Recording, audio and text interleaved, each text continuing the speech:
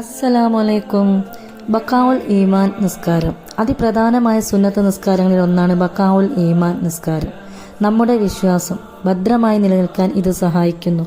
2 റക്അത്തുകളുള്ള ഈ നിസ്കാരം മഗ്‌രിബ് നിസ്കാരത്തിന് ശേഷമാണ് നിർവഹിക്കേണ്ടത്.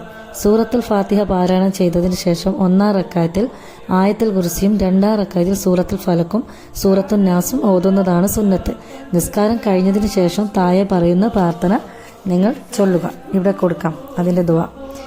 പിന്നീട് ഇതിൻ്റെ ദുആയിൽ എന്തെല്ലാം അർത്ഥങ്ങളുണ്ട് നോക്കാം. അള്ളാഹുവെ, ഞങ്ങളുടെ നേതാവായ മുഹമ്മദ് നബിയുടെ അനുയായികളുടെ മേൽ നീ കാരുണ്യവും രക്ഷയും വർഷിക്കണമേ. അള്ളാഹുവെ, എൻ്റെ സത്യവിശ്വാസം ഞാൻ നിന്റെ പക്കൽ സൂക്ഷിക്കാൻ ഏൽപ്പിക്കുന്നു. അതിനാൽ നിന്റെ ആധിപത്യം നിലനിൽക്കുന്നിടത്തോളം കാലം ശാശ്വതമായി എൻ്റെ വിശ്വാസം കാത്തു സൂക്ഷിക്കണമേ. ഞങ്ങളുടെ നാഥ, ഞങ്ങളുടെ ഹൃദയങ്ങളെ നീ നേർമാർഗത്തിലാക്കിയ ശേഷം വഴി തെറ്റിക്കരുത്. നിന്റെ പക്കൽ നിന്നുള്ള കാരുണ്യം ഞങ്ങൾക്ക് നീ ദാനമായി നൽകണമേ. നീ വളരെ ഔദാര്യം നൽകുന്നവനാണല്ലോ. ഇഹലോകത്തും പരലോകത്തും നീയാണ് എൻ്റെ രക്ഷാധികാരി. എന്നെ നീ മുസ്ലിമായി മരിപ്പിക്കുകയും സദ്വൃത്തരുടെ കൂടെ എന്നെ ചേർക്കുകയും ചെയ്യണമേ. അള്ളാഹുവിൻ്റെ കാരുണ്യവും രക്ഷവും സൃഷ്ടികളിൽ വെച്ച് ഏറ്റവും ശ്രേഷ്ഠരായ മുഹമ്മദ് നബിയിലും സ്വഹാബികളിലും അനുയായികളിലും സദാ വർഷിക്കുമാറാകട്ടെ. കാരുണ്യവാന്മാരിൽ വെച്ച് ഏറ്റവും കൂടുതൽ കരുണ ചെയ്യുന്ന അള്ളാഹുവെ, നിന്റെ കരുണ കൊണ്ട് എൻ്റെ പ്രാർത്ഥന നീ സ്വീകരിക്കണമേ. ആമീൻ. അപ്പോൾ ഇത്രയും കാര്യങ്ങൾ അടങ്ങുന്നൊരു ദുആ ആണ്.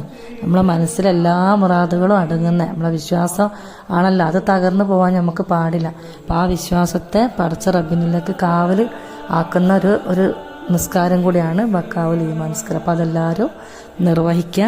മഗ്‌രിബിന് ശേഷമാണ് ഇത് നിർവഹിക്കേണ്ടത്. നമ്മൾ കേട്ടിട്ടില്ല, ഓരോന്നിനും ഓരോന്നിൻ്റെതായുള്ള ശക്തിയുണ്ട്. ഇപ്പോൾ സലാത്താവട്ടെ, അതുപോലെ സുന്നത്ത് നിസ്കാരത്തിൽ സലാത്തുകൾ നമ്മൾ വർദ്ധിപ്പിച്ചാൽ നിങ്ങൾ ആലോചിച്ച് നോക്കൂ. മയ്യത്ത് നമസ്കാരത്തിൽ ഒരിക്കലും അതിൽ റുക്കുവ സുജൂദുല്ല. എന്നാൽ റസൂലായ നബിൻ്റെ പേരിൽ സലാത്ത് നിർബന്ധമാക്കിയിട്ടുണ്ട്.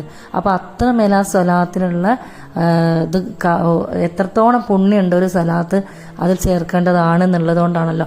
നിങ്ങൾ ആലോചിച്ച് നോക്കുക, ആ സലാത്ത് മയ്യത്ത് ചെയ്യുമ്പോൾ നിസ്കരിക്കുന്ന സമയത്ത് ആ സലാത്ത് വർദ്ധിപ്പിക്കുന്നത്. അപ്പോൾ അതുപോലെ തന്നെ നമ്മൾ ഫർള് നമസ്കരിച്ച് കഴിഞ്ഞാൽ ആ നിസ്കാരത്തിൽ നമുക്ക് ചിലപ്പം ഒരുപാട് കഥായി പോയിട്ടൊക്കെ ഉണ്ടാവും. അങ്ങനെ നിസ്കാരത്തിൻ്റെ കണക്കെടുപ്പുമ്പോൾ നാളെ നമുക്ക് അള്ളാഹിൻ്റെ കോടതിയിൽ നമുക്ക് വളരെ നിസ്കാരങ്ങൾ ഏതെങ്കിലുമൊക്കെ വിട്ടു പോയിട്ടുണ്ടെങ്കിൽ അതൊക്കെ നികത്താനുള്ള ഒരു കാര്യം കൂടിയാണ് നമ്മളെ സുന്നത്ത് നിസ്കാരങ്ങൾ എടുക്കുക എന്നുള്ളത്.